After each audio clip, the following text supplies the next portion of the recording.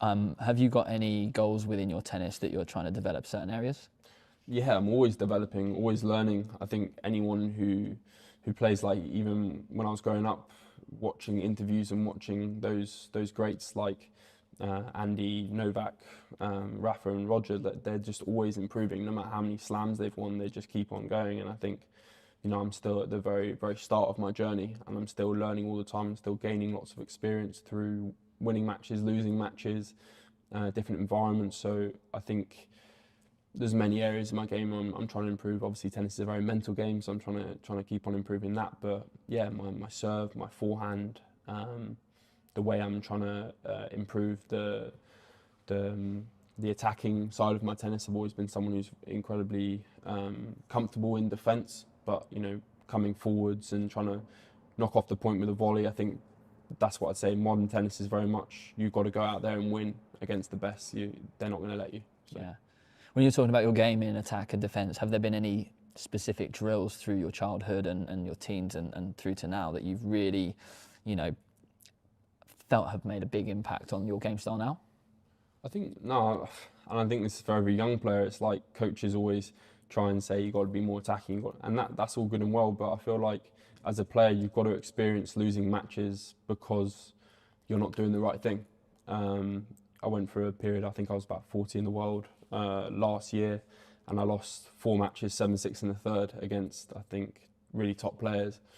And it was a moment where I had to look at myself and think I need to go out there and win these matches. They're not just going to give it me in those tight moments. So I think for me, it was more the experience and more that moment in my head where it's like, if I want to be a really great player, then I have to be a complete player, not just someone who's going to make them miss or sit back. And I think also, from my perspective, it's a funner way of playing tennis. You watch those guys like Alcaraz and Sinner at the moment. They're playing so freely, and I think that's a big part of the sport right now, is to just express yourself on the court. Could you take us back to your huge win at Indian Wells, and if you could picture yourself before that tournament started, was there anything different about it? I don't know. I think I was in a place where I'd played all right in Australia, and then done well making a final in Doha. I went to Indian Wells a week earlier. I trained. I felt really good about my tennis. Obviously, it's tough to believe that you're going to win one of those big tournaments if you've never done it before. So I'm very much a person who takes it on a match-to-match basis. I never get too far ahead of myself. And looking back, actually, my run to win was really, really difficult. A lot of amazing players. I think I played Fonseca first round, and many top players along the way. It was just, Indian Wells is one of the best tournaments in the world, the best atmosphere, and yet to be able to win a tournament that I've watched since I was young, with a lot of those top players, I still think about it now, that's just an amazing achievement. I'm very, very proud of that. Were there any moments during the event that you got tight? Got tight? I mean, you get tight all the time. I think when I was playing Alcaraz in the semis, I knew that it was a match to get me into the top 10. And definitely I played a really good first set, and then I noticed my body just shutting down a little bit. I felt a bit nervy, and against someone like that, obviously it's tough to feel that way and also play him. So I was really proud of the way I kind of dug deep in that match to get through it, but definitely there's many nerves in tennis. Each match has its own battle. Just out of interest, when you're playing someone like Carlos Right. and you feel tight in that situation, is there anything that you do to flip that feeling and to get back on top? I mean, it's very tough against those guys because they're relentless. They keep coming at you. But I suppose I try and just focus on what I've got to do, not get too passive. Definitely take my time. I think it's important. A lot of people start rushing when they're nervous, and so I'm still learning how to develop all these things, especially in those type of matches. But for sure, just focusing on myself and not the external things around me. Well, Jack. Carlos Alcaraz. After completing the best season of his still short career, many wonder how these achievements have affected his personal finances. Well, the Mercian, who played 11 finals this season, has missed out on half of an important extra bonus.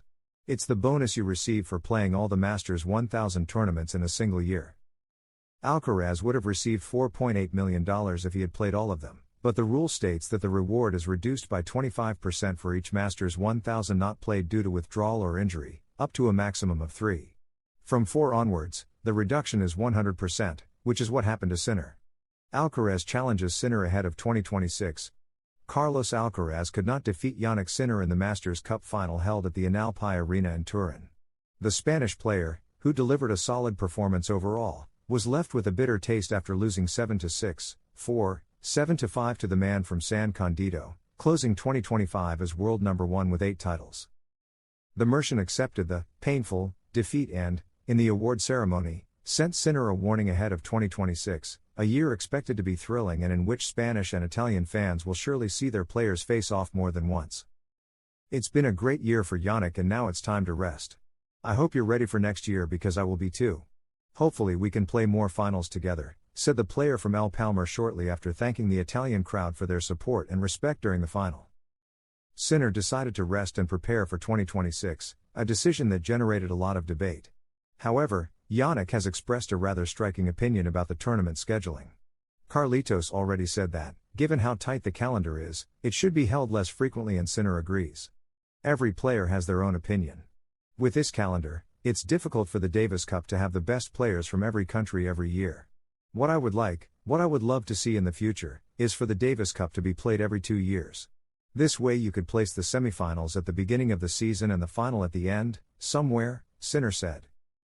The Italian noted some aspects he would like to see return from old Davis Cup formats. If the finals are in Bologna, and there's an Australia versus United States match, of course there will be spectators. I'm not saying there won't be, but at the same time, why not make it the real Davis Cup?